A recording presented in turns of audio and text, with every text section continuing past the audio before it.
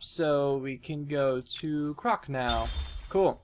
Born with a rare mutation that made his skin green and scaly and grew his body to grotesque proportions, Waylon Jones was raised by an alcoholic aunt and bullied relentlessly for his appearance.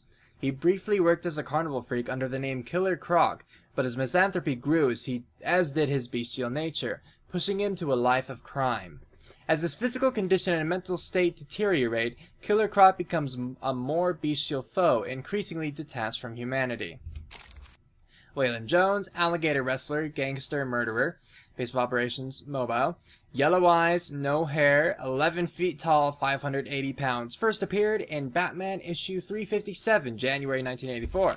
So, attributes. Killer Croc has incredibly thick, tough skin and razor-sharp teeth and claws. An expert wrestler, his strength and stamina are at near superhuman level. Heightened senses and extremely fast reflexes. Able to survive in water for extended periods of time, and an intense hatred of humanity. So let's start the interview at February 12th. Okay, good. Is he here yet? You're kidding me, right? That thing's not a man. My God! Right? Hello. Look at the picture. My It's, name yeah. is Dr. Gretchen Whistler. Do you understand me? Yeah, I hear you, bitch. He's not very So nice. it's dinner. I'm getting hungry. Oh, that was a short one. Hardly an interview. February 17th, so this is 5 days later. Taped patient session 2. Patient name Waylon Jones, a.k.a. Killer Croc. So, is this the part where you try and reason with me? Find out why I did it, Doc. It's nice how he spits out my Doc, though. Really adds to the You character. got a cure for me then, Doc? Can you make me normal? Normal is a poor choice of words. No one is really normal, are they? Figured as much. So, how about this, Doc? You let me go now, and I won't eat you. You don't really eat people. It's just an urban myth. You're gonna tell him that? Keep believing that, Doc. You can't tell someone, oh, you don't really do that. No, like, what if they do? You don't know. Anyway, and yeah, the whole normal thing. Yeah, normal, it's all relative, right? It's like, what's perfect, you know? Perfect is unattainable to some, or unobtainable, whatever. And to others, they just have to work hard, you know? What is perfection? It's all based on your own perspective. This one. Sit down and shut up. Yeah. I'm scared of you, Cash. I've got your scent. You're and I've got yours too. Know what? It stinks. Carry on. Yep, he hates Croc. But I guess it'd be kind of hard not to. Mr. Cash. It's not helping.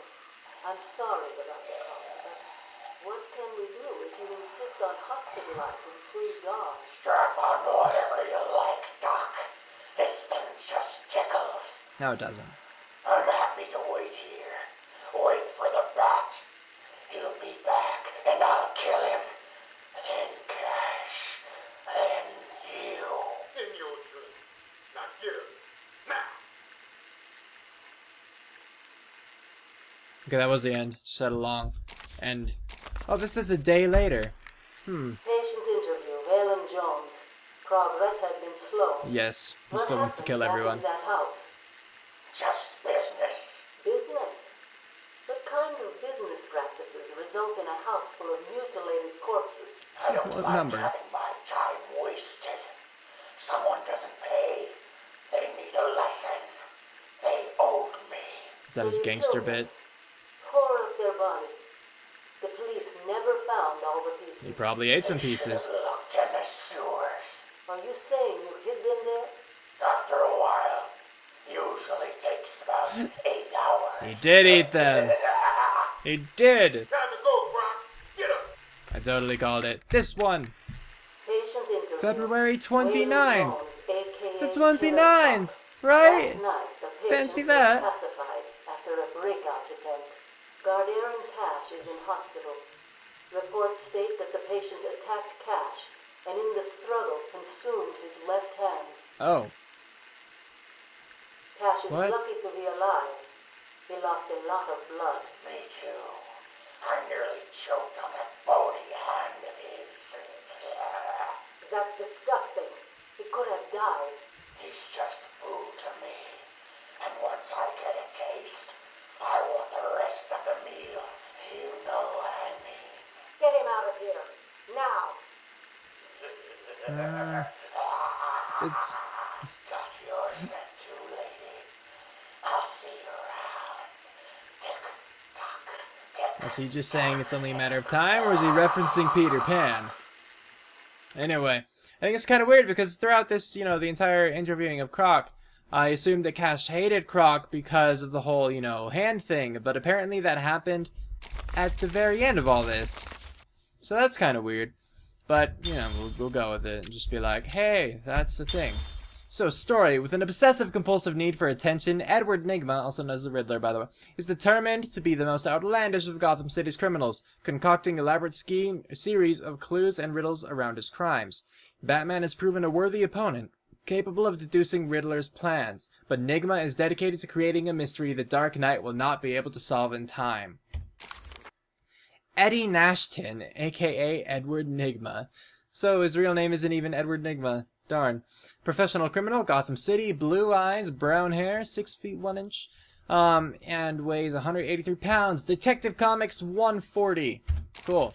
Genius intellect, driven by a need to test his wits against law enforcement by leaving clues to his planned crimes, and a compulsive need for attention. I knew it! Okay, May 27th. Go. Patient interview 21. Patient's name is Edward Nygma, also known as the Riddler. So, Edward, Warden Sharp tells me you've been leaving threatening riddles scrawled on the asylum walls. Threatening? One would have to be severely paranoid to read threats into harmless riddles, Dr. Young. May I test you with one? Very well. What is it that walks on 4 legs, then 2 legs, and finally 3 legs? A human being. As a baby it crawls on 4 legs, as an adult it walks on 2, and in later years it uses a cane. Right. Which I still Good don't like that try. riddle, but... the answer to all 3 is a baby. True, it crawls on all 4s, but cut off its legs and it can only wiggle on 2 limbs. Give it a crutch, it can hobble around on 3. You see? It's horrible. How can you even joke about that? Easily, Doctor. It's not my baby. I feel like that's not a riddle. I'm just saying. Taped interview 39. Patient's name is Edward Nygma. At this point in time, I've yet to decide if Mr. Nygma is a suitable candidate for the Titan process. I'd like to talk about your childhood. Miserable. Next.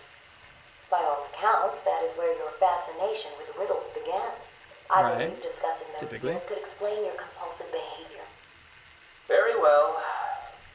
My father hated me. Always called me a moron. I see. I was determined to prove him wrong, so I entered a contest at school. A $20 prize to the kid who could figure out an almost impossible logic problem. I won, of course. Of course. And that pleased your father? Hardly. He was convinced I had cheated. He kept yelling, "You must have cheated! Admit it, you moron! You cheated!"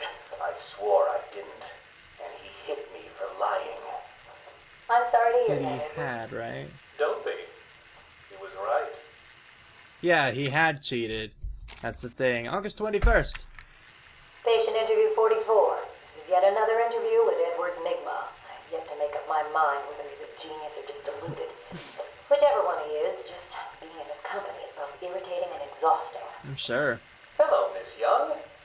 You look tired. Anything you need my help with? No, thank you, Edward. I am here to help you.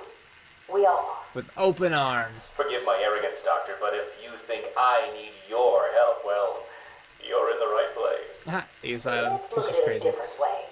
Throughout your career, you have specialized in bizarre traps and convoluted clues that more often than not result in the death of the unfortunate participants. And if the citizens of Gotham were smarter, my games would be merely an amusing diversion. Instead of death traps. You really should be thanking me. Weeding out the ignorant, the stupid, the useless. But don't worry, I'm sure you would survive.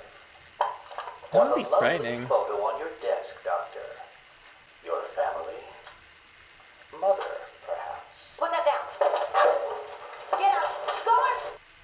I mean, because we all like to think that we're pretty smart, right? Now and then, at least, we have our, hey, I'm pretty smart moments, you know? But being challenged by something like that, where it's life or death, yeah, I don't think I could do it. Let's discuss your obsession with Batman. Hardly an obsession, Miss Young. I simply feel an obligation to expose him. It's an obsession. You know who he is? More important, I know what he is. What do you mean? It's obvious. The mask, the weapons, the scare tactics. He's a criminal. No different than Joker, Two-Face, or myself. Most people consider him a hero. Most people are idiots. They can't see Batman for the villain he is. Riddle me this. How did he get his car and his gadgets? I don't... With money stolen from the criminals he defeats. Why does Gordon turn a blind eye to his antics? Batman bribes him. The answers are right in front of your stupid, gawking face. And yet he's wrong. Wake up, Gotham! No sane, law-abiding man does those things. No one's that selfless. Batman is as vile as they come. Security! Security! Ah, poor Riddler. He's so wrong. Speaking of Riddler, soon I get to watch Batman Forever, I believe it was, with, yeah, Jim Carrey playing the Riddler. That'll be amusing. This is my final interview with Edward. I have gone as far as I can. I can no longer tolerate his mood swings and tantrums. I have more important work to be getting on with. He will be transferred to Dr. Whistler's care as of next week. Dr. Whistler. What a Good fun morning, guy. Doctor. How are you today? Fine, thank you, Edward. You're in a good mood. I'm always in rare spirits when I'm about to be released. Edward, you know you don't come up for parole for another 3 years. First thing I'll do is have dinner at that Italian place on 19th Street. Seriously, Edward. I only hope Joker hasn't completely trashed the city. Oh well, I'm sure I'll find out soon enough. Wait, have you been in contact with the Joker? He escaped Arkham weeks ago. And yet, one hears things. What things? What have you heard? Oh, something about a surprise party for Batman. I forget the rest. You know Joker. Yak. Yeah, we know Joker. Anything you have got to tell me. Lives could be at stake. What did Joker say? You forget, Doctor. I'm the one who asks the riddles. Not that that's a riddle, Riddler. I'm tired of you just saying everything's a riddle and thinking you can get away with it because your name is Riddler. Not riddles. Okay, let's see. Poison ivy. Botanist Pamela was transformed by a science experiment gone wrong into a plant-human hybrid, with chlorophyll flowing through her veins instead of blood. Oh, she developed a toxic touch and a pheromone-fueled talent for seduction. You don't really need pheromones. Look at her. Her crimes have become more ecologically focused as she has increasingly abandoned her human side, identifying more with the natural world. Her unique brand of eco-terrorism often puts her into conflict with Batman, whose iron will usually protects him from her seductive powers. Facts.